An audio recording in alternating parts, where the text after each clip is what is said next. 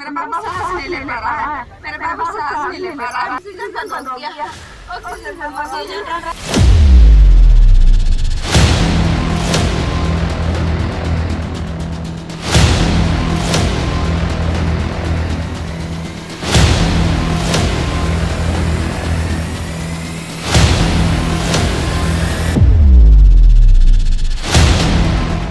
नमस्कार, टीवी 45 देख रहे हैं आप। मैं हूं देवेंद्र कुशवाहा। किसी के घर का चिराग अगर इलाज की कमी, इंतजाम की नाकामी या सिस्टम की लापरवाही के कारण बुझ जाए तो उस परिवार के दर्द का अंदाजा शब्दों में लगाना मुश्किल है। किसी मां की गोद सूनी हो जाए, किसी पिता के सपने टूट जाएं और किसी परिवार का भविष्य अचानक अंधेरे में डूब जाए तो सिर्फ एक की मौत नहीं होती, भरोसे की भी मौत होती है। और आज जिस भरोसे की मौत हुई है वह है झारखंड का स्वास्थ्य विभाग, जिसका मंत्रालय संभाल रहे हैं माननीय डॉक्टर इरफान अंसारी जी। मेरा बाबू सांस नहीं ले पा रहा है, मेरा बाबू सांस नहीं ले पा रहा है, ऑक्सीजन बंद हो गया, ऑक्सीजन बंद हो गया।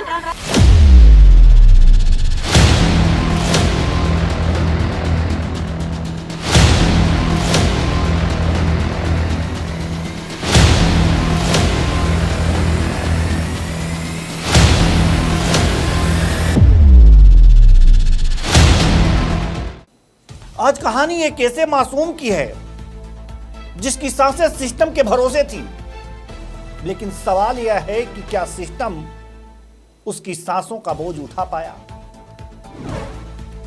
बोकारो के बेरमो स्थित केंद्रीय अस्पताल ढोरी में इलाज के लिए एक मासूम को लाया गया था। उम्मीद थी कि अस्पताल में जिंदगी मिलेगी, इलाज मिलेगा, राहत मिलेगी, लेकिन आरोप है कि अस्पताल ने अपने माथे पर पहले से लगे रेफर के टैग को एक बार फिर साबित कर दिया। बच्चे को बोकारो रेफर कर दिया गया। परिजनों का आरोप है कि जिस ऑक्सीजन सिलेंडर के सहारे मासूम की जिंदगी चल रही थी वह रास्ते में ही खत्म हो गई और फिर अस्पताल पहुंचने से पहले ही मासूम की सांसों ने साथ छोड़ दिया। आइए मासूम की बिलखती मां का यह करुण क्रंदन सुनिए। नहीं दिखाने के लिए गए थे उस टाइम, उसको बताना चाहिए कि हम नहीं सकेंगे, अब ले जाइए। तो सुइया दवा दे रहा है, पूरा देर तक दिया, ठीक है, तो उनको बोलना चाहिए। उसके बाद बहुत देर के बाद जब मेरा फैमिली लोग गए तब फिर बोला कि इसको ले जाइए, नहीं सकेंगे, ऑक्सीजन लगाए,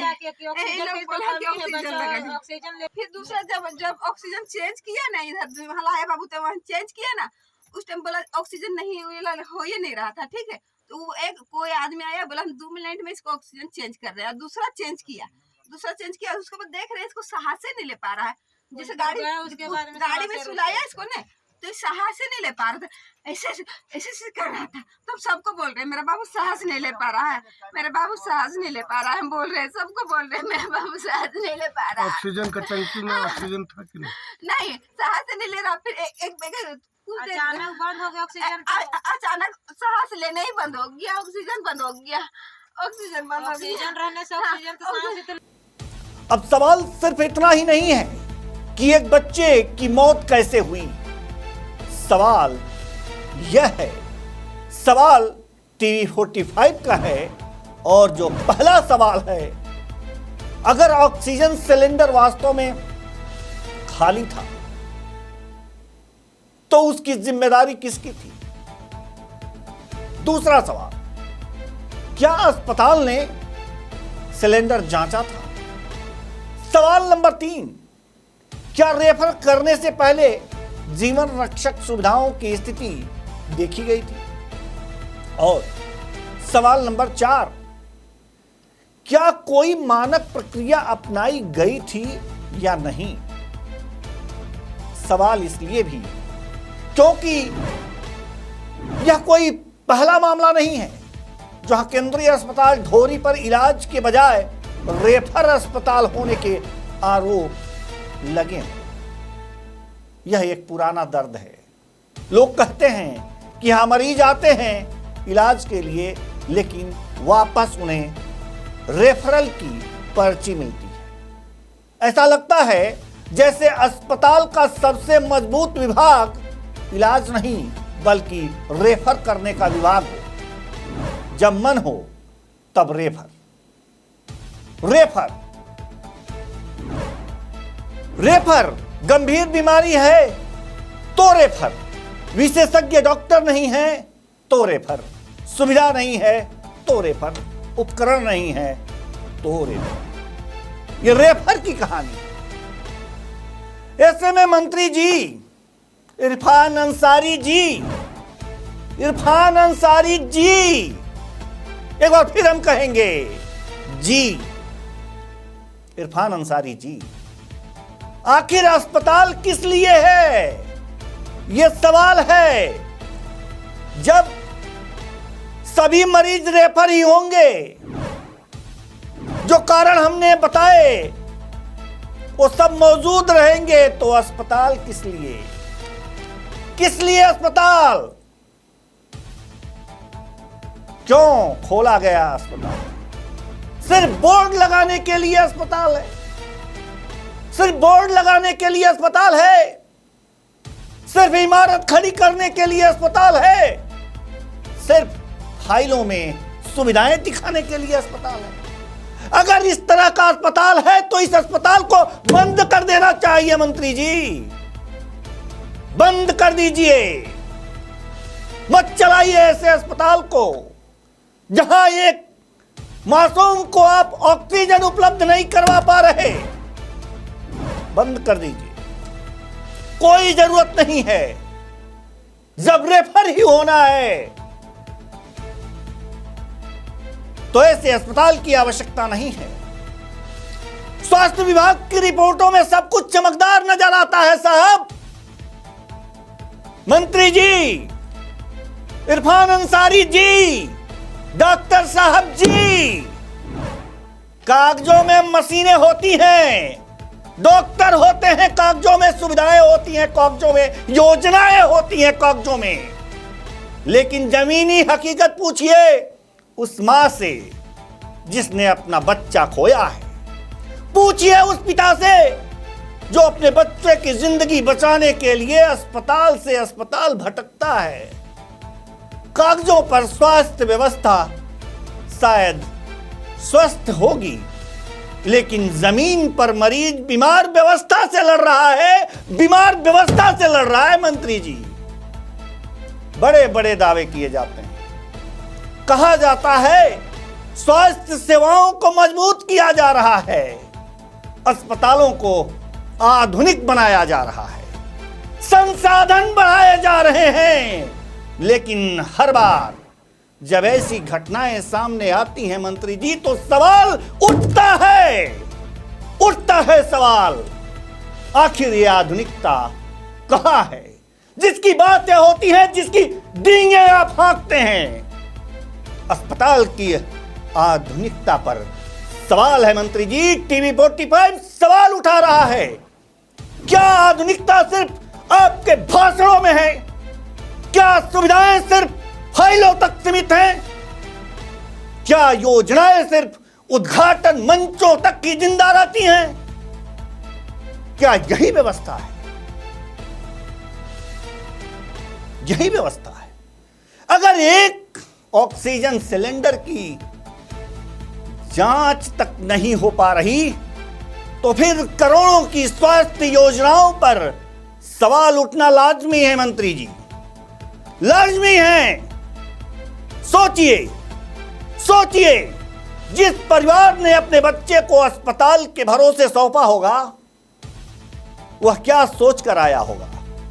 यही कि डॉक्टर साहब बचा लेंगे, इलाज हो जाएगा, सब ठीक हो जाएगा। लेकिन शायद उन्हें यह नहीं पता था कि उनका मुकाबला बीमारी से कम और सिस्टम से ज्यादा होने वाला है। सिस्टम से, जो आप आज तक नहीं बना पाए, और सवाल है कि क्यों नहीं बना पाए। सबसे बड़ी बात यह है कि जब ऐसी घटनाएं होती हैं मंत्री जी, तो कुछ दिन तक शोर होता है, जांच की बात होती है, कार्रवाई का भरोसा दिया जाता है। बयान आते हैं, लच्छेदार बयान आते हैं, फिर धीरे धीरे मामला फाइलों के ढेर में कहीं दब जाता है। लेकिन उस परिवार के लिए मामला खत्म नहीं होता। उनके घर का एक कोना हमेशा खाली रहता है मंत्री जी, खाली रहता है। यह सिर्फ एक परिवार की कहानी नहीं है, यह उस व्यवस्था का आईना है जहां अस्पताल की इमारतें तो खड़ी हैं, लेकिन भरोसे की नींव कमजोर है, बिल्कुल कमजोर। अब देखना होगा कि इस घटना के बाद सिर्फ जांच बैठती है या व्यवस्था भी जागती है, क्योंकि अस्पताल सिर्फ दीवारों और कमरों का नाम नहीं होता। एक बार और कहेंगे मंत्री जी, अस्पताल सिर्फ दीवारों और कमरों का नाम नहीं होता, अस्पताल उम्मीद का नाम होता है। और जब उम्मीद दम तोड़ने लगे तो सवाल पूछना जरूरी हो जाता है। अंत में हमारे संवाददाता ने सीएमओ संजय कुमार सिन्हा से बात की। सिन्हा जी का कहना है, सीएमओ साहब का कहना है कि उसे कोई गंभीर बीमारी है, जांच करेंगे। जरा सुन लीजिए। कल रात में 9 बजे एक बहुत ही सीरियस बच्चा आया जो कि अनकॉन्शियस स्टेज में था और पेन बता रहा था, पेन एब्डोमेन, उसके परिजन। तो यहाँ डॉक्टर जो इमरजेंसी में थे, डॉक्टर डॉन, उसको अटेंड किए और कुछ इंजेक्शन वगैरह दिए और देखे कि पेशेंट की कंडीशन बहुत ख़राब है, तो तुरंत एडवाइस किए उसको कि इमीडिएटली ले जाओ बोकारो टर्सरी केयर के लिए। तो एम्बुलेंस और जो सामने में ऑक्सीजन पड़ी हुई थी तुरंत एम्बुलेंस में लोड करके उससे भेजा गया। क्योंकि बच्चे की स्थिति गैस्पिंग स्टेज था, तो वो रास्ते में जाते जाते उसकी डेथ हो गई। ठीक है, धरना का ये कारण है कि परिजनों का मानना है कि ऑक्सीजन कमी से इसकी मृत्यु हो गई, लेकिन मुझे ये तो अनुसंधान का विषय है। मुझे ये लगता है कि उसको जो गंभीर बीमारी थी, एक बहुत बड़ा रीजन रहा कि वो उसके चलते भी डेथ हुई है, जिसके लिए हम लोग ने पोस्टमार्टम के लिए मैं पेशेंट को भेज रहा हूँ, उसके बाद पता चल जाएगा। तो साहब जांच करेंगे, मौत कैसे हुई, होनी चाहिए और ढंग से होनी चाहिए। आपके कार्य प्रणाली पर भी सीएमओ साहब जांच होनी चाहिए। दूध का दूध और पानी का पानी होना चाहिए। नमस्कार।